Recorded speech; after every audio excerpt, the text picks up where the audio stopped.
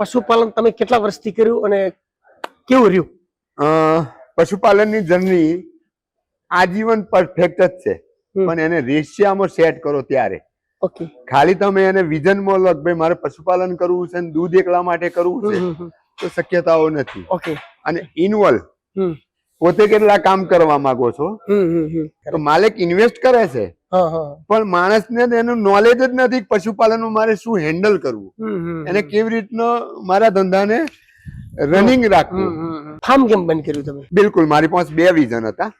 મારા છોકરાઓ Canada set થઈ ગયા, ઓકે, એટલે મારી પાટલી પેઢી એમાં કોઈ ચલાવવાની તો હતી નહીં. નથી. અને મારા ઉંમરને લઈને અને હું જે જીવન જીવતો હતો અને મેં 28-30 વર્ષ જે કામ કર્યું એ વખતના લેબરો માણસો તમારા પ્રત્યે અને પશુ પ્રત્યેની જે સિસ્ટમ હતી એ સિસ્ટમમાંથી એ લોકો ડાયવર્ટ થઈ રહ્યા છે. ઇસ્યુમાં તો સૌથી મોટો ઇસ્યુ તો ક્લાઇમેટનો છે. ઓકે, ક્લાઇમેટને લઈને બોડી વેટનો છે, અને બોડી વેટને લઈને હોર્મોન્સ કનેક્ટિવિટી છે, એને લઈને પ્રેગ્નન્સી છે, બાવલાની બીમારી છે.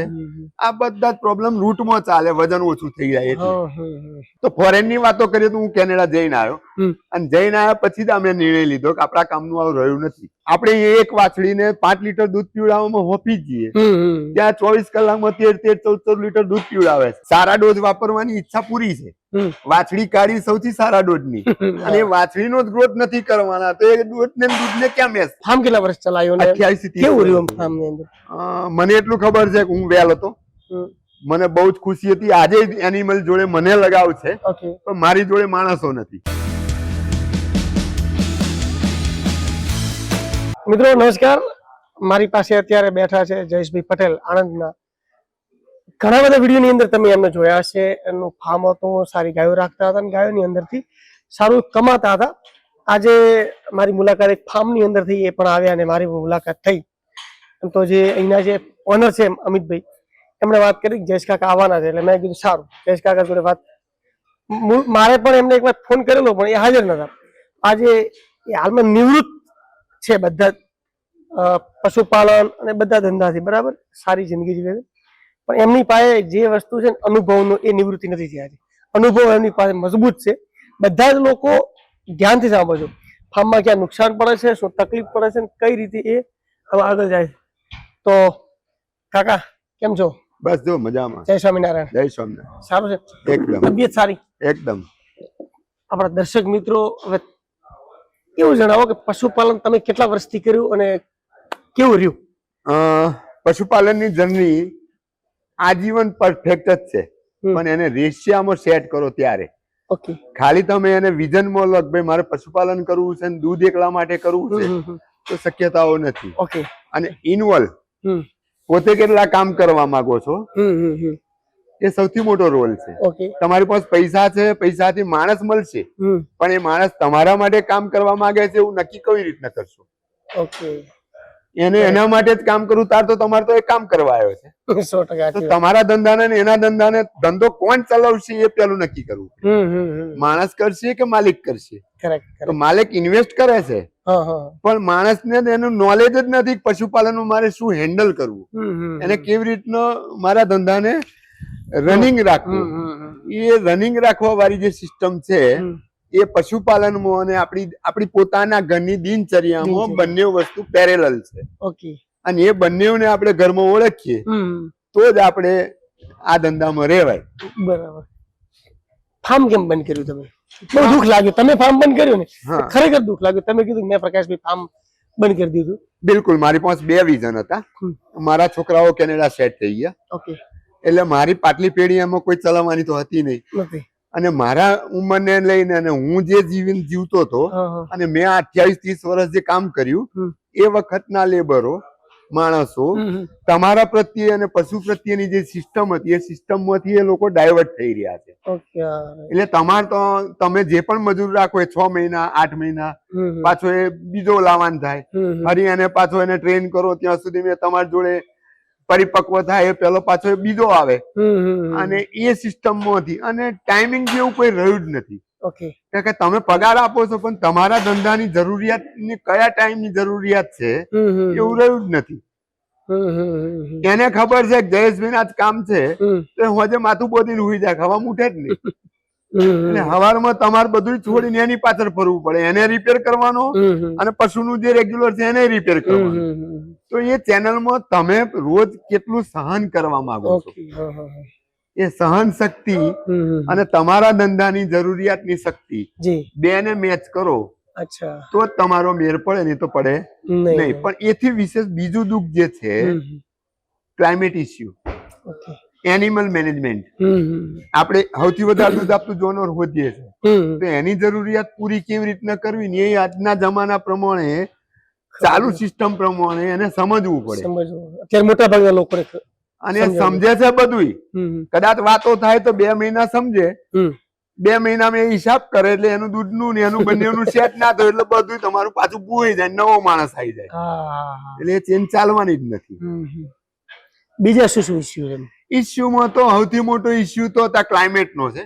ક્લાઇમેટ ને લઈને બોડી વેટ નો છે, અને બોડી વેટ ને લઈને હોર્મોન્સ કનેક્ટિવિટી છે, એને લઈને પ્રેગ્નન્સી છે, બાવલાની બીમારી છે. આ બધા જ પ્રોબ્લેમ રૂટમાં ચાલે, વજન ઓછું થઈ જાય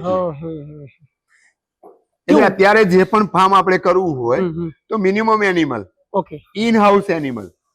આપણે અહીંયા જે સ્ટ્રક્ચર બનાવ્યો એ સ્ટ્રક્ચરમાં એકબીજાની કોપી તો કરીએ, પણ ક્લાઇમેટ ની અને જાનવરની જરૂરિયાત ની તો થતી જ નથી. ક્લાઇમેટ ની અને જાનવરની જરૂરિયાત ની થતી જ નથી. તો ફોરેન ની વાતો કરીએ તો હું કેનેડા જઈને આવ્યો, અને જઈને આવ્યા પછી જ અમે નિર્ણય લીધો કે આપણા કામનું આવું રહ્યું નથી. એવું શું જોયું ત્યાં આગળ? ત્યાં આગળ છે ને જે સ્ટ્રક્ચર છે ને ઇન હાઉસ હોય, તેમાં બધું જ સેન્સર સિસ્ટમ થી કામ થાય. અને સેન્સર ની વાત આવે એટલે ઇન હાઉસ નું ક્લાઇમેટ, અંદરનું જે ક્લાઇમેટ છે એ પરફેક્ટ રાખે એ લોકો. એ ટેમ્પરેચર જોડે મેનેજમેન્ટ રાખે અને રો મટીરિયલ જોડે મેનેજમેન્ટ રાખે. કારણ કે તમારે બહાર અંદર કોલ્ડ હવા છે તો અંદર હીટર ચલવે, બહાર નોર્મલ કન્ડિશન છે તો વિન્ડો ખુલી જાય, બહાર ગરમી છે અંદર હ્યુમિડિટી વધી જાય, ગરમી વધી જાય તો ફેન ચલવે છે.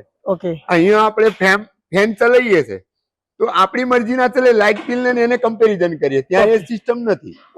ત્યાં જરૂરિયાત છે એ સિસ્ટમમાં છે. અહીંયા આપણે ઓપન હાઉસ છે, પંખા તો ચલાવીએ ને બહારની ગરમીની અંદર આવે, અંદરની મિથેન જે છે એ પૂરેપૂરો શેડ એટલો નીચો બનાવેલો હોય કે એને હેન્ડલ જ ના કરી શકીએ, અવાજ ના નીકળે. એટલે અંદર જે મિથેન છે એ જાનવરની સહન શક્તિને નાજુક કરી દે, એટલે પોતે ટ્રેસમાં જ હોય, અને એ ટ્રેસમાં હોય એટલે આખી રૂટ ચેનલ ચેન્જ થઈ જાય. પછી મતલબ ડેરી ફાર્મ જે છે ત્યાં આગળ જે સાયલેજ બનાવવાની જે સિસ્ટમ છે, રો મટીરિયલ ખવડાવવાની જે સિસ્ટમ છે, ત્યાં મોટા મોટા સાયલો છે, કારણ કે ત્યાં તો બરફ વધારે પડે છે. પણ એ લોકો વાતાવરણ ને અને જરૂરિયાત ને બંનેને મેચ કરીને 12 મહિનાનો બિઝનેસ એમને મેન આમ કોમ્પ્યુટર ટાઈપ નો મેનેજ કરેલો. ત્યાં આગળ માલિક ઘરમાં જ હોય, ગાય ત્યાં પોતે મેં જોયું છે કે ભાઈ ગાય એની મેરે દૂધ આપવા આવે. ત્યાં માણસની જરૂરત છે જ નહીં, તો ટેકનોલોજી જ છે. ત્યાં સાયલેજ ખવડાવે, આપણે મકઈ નીચે જમીને ઘસીને કાપવા ફરીએ વજન કાઢવા માટે, ત્યાં 1 ફૂટ છોડ દે, 1 ફૂટ ઉપરથી સાયલેજ બનાવે. એનું કારણ જે નીચેનું ટોક્સિન છે, નીચેની જે ફૂગ છે, નીચેનું જે મકઈનું હાર્ડનેસ છે એ ત્યાં જ છોડ દે છે, જમીનમાં જ છોડ દે છે, એને રાબિંગ કરી દે જમીનમાં. એ નેક્સ્ટ યર માટે ખાતર થઈ જાય. ઉપરનું જે કટિંગ કર્યું એ જેન્યુઅલ મટીરિયલ લાયા અને એનું સાયલેજ બનાવ્યું. એટલે ત્યાં હે ખવડાવે, મકઈનું સાયલેજ ખવડાવે, અને એ બંનેનું જે કોમ્બિનેશન છે, આપણે એક વાછડીને 5 લીટર દૂધ પીવડાવવામાં હોપી જઈએ, ત્યાં 24 કલાકમાં 13-14 લીટર દૂધ પીવડાવે છે એક બચ્ચાને. પણ ઘણી વખત એવું થાય કે 13 લીટર પાઈએ તો વધે શું? તમે એના વાત કરીને ઓકળા ન મળતા હોય તો વધવાની જોડે જ કમ્પેરિઝનમાં આપણે પાછા પડીએ છીએ ને, વધવાની જોડે જ કમ્પેરિઝનમાં પાછા પડીએ છીએ. સારા ડોઝ વાપરવાની ઈચ્છા પૂરી છે, વાછડી કાઢી સૌથી સારા ડોઝ ની, અને વાછડીનો જ ગ્રોથ નથી કરવાના તો એ દૂધને ક્યાં મેચ થાય? સાચી વાત, કરેક્ટ. તમે વજન જોડે ધંધો થવાનો છે. ત્યાંનો એનિમલ, આપડા 2 એનિમલ નું એક એનિમલ છે ત્યાં, તો આપણે એવી વાતો કરીએ ત્યાં તો સ્ટર્ટરમાં જાય એટલે એમને પૈસા મળવાના ને, પણ એમને એન્જિન જ એટલું મોટું બનાવ્યું છે 4 પિસ્ટન નું, એ કઈ પાછું ના પડે ને. શું ઈચ્છા છે હવે? નિવૃત્ત લાઈફ આખી આપણે તો પાક્કું થઈ ગયું છે, બિલકુલ કઈ જીવવાનું કેટલું 20 વર્ષ રહ્યો, ભગવાન હજી 100 વર્ષ ના કરે ના બને, 20 માં પૂરા થઈ જવાના, ઝટકા જ આવવાના આપણા. આપણે એવું જ કહીએ છીએ, આપણો એનો ખોરાક, આપણો પોતાનો ખોરાક તમે આત્મમંથન કરો તો તમે 24 કલાકમાં પ્રોટીન કેટલું ખાધું, ઓઇલ કેટલું ગયું, એનર્જી વાળું કેટલું ખાધું, કશું જ નથી. ઉભા થઈએ છે ટીવી જોતા જોતા તો અંધારો આવે છે, શાક તો ખાતા જ નહીં, વિટામિન તો આવતું જ નથી આપણા જીવનમાં. સમજો તમે? કાકા તમે વાતો કરીને એમને અંધારા આવે કેમ મેર ખાય? વાતો નથી, રિયલ પ્રેક્ટિકલ છે. ના, બહુ સારી વાત કરી છે તમે. કેટલા વર્ષ ફાર્મ કેટલા વર્ષ ચલાવ્યું? 28 થી 30. કેવું રહ્યું ફાર્મ ની અંદર? મને એટલું ખબર છે કે હું વેલ હતો, મને બહુ જ ખુશી હતી. આજે એનિમલ જોડે મને લગાવ છે, પણ મારી જોડે માણસો નથી. તકલીફ છે, બરાબર છે. ના, હવે તમે નિવૃત્ત થયા છો ને આરામથી જિંદગી જીવો. બહુ સારું. નિવૃત્ત નથી થવાનું, મેં બિઝનેસ બદલ્યો છે. હું અત્યારે જે વિચારી રહ્યો છું ને, એનિમલ બિઝનેસમાં મેન પાવર જોઈએ. ઓકે. મેં જે હર્બલ એટલે જે ડ્રાય મેટર વાળો બિઝનેસ કરવા જઈ રહ્યો છું. તો કોઈ પણ રો મટીરિયલ જેમ કે સિઝનેબલ જે પણ ખેતી થાય છે એને ડ્રાયરમાં સુકવવાનું ને એને પાવડરમાં ફેરવવાનું. અરે વાહ. એટલે એમાં લેબર આવે લેડીઝ. એટલે મારી જે જમીન છે એ જમીનમાં મીઠી લીમડીની ખેતી ચાલુ કરી. બરાબર. આ વર્ષથી બીલીની ખેતી ચાલુ કરવાનું છે. બરાબર. બીલીની ખેતીની નીચે ધરો કરવાની, અડધા ખેતરમાં અપરાજિતા કરવાની, અશ્વગંધા કરવાની, સતાવરી કરવાની, કરિયાતું કરવાનું. એટલે આજની તારીખમાં એક ફેમિલી 7 જણનું 8 જણનું હોય તો 2 થી 3 માણસને ડાયાબિટીસ હોય, બીપી હોય, પાચન શક્તિ ના હોય, ગેસ થઈ જતો હોય, વાર કરતા હોય, આ બધી ઔષધિઓ પાવડર રૂપે એને ખવડાવે અને એ ખવડાવવા વાળી વસ્તુનું જીવન હવે ચાલુ થયું. એટલે ડોક્ટરોને છોડીને પડી ગયો પાછળ આપણે બધા પાછા આવી ગયા છે. એટલે આપણે એની ખેતી તરફ જવાનું છે. જયેશ કાકા હતા, લોહીમાં જ બિઝનેસ છે, નિવૃત્ત લાઈફ તો જીવી જ નથી, કંઈક તો કરવું છે, કરવાનું છે. એમના 2 છોકરા વેલસેર છે, કેનેડા છે, અને આખું ફેમિલી બહુ વેલસેર છે. પણ હવે એમને થોડાક નાના મોટા આ પશુપાલનની અંદર ઇસ્યુ આવતા એમણે પછી આનાથી બિઝનેસ ચેન્જ કર્યો છે. બહુ મજાના માણસ છે ખરેખર, ક્યારેક મળજો. અને એમણે બહુ આપણે સારી રીતે સમજાવ્યું કે પશુપાલનમાં શું શું કરવાથી શું શું ફાયદા ને મતલબ કેમ તકલીફ આવે છે. ખરેખર બીજું કઈ આપણા પશુપાલકોને કઈ કહેવા માંગો છો? પશુપાલકોને તો પહેલી માળા બોધવી પડે. માળા બોધવી પડે.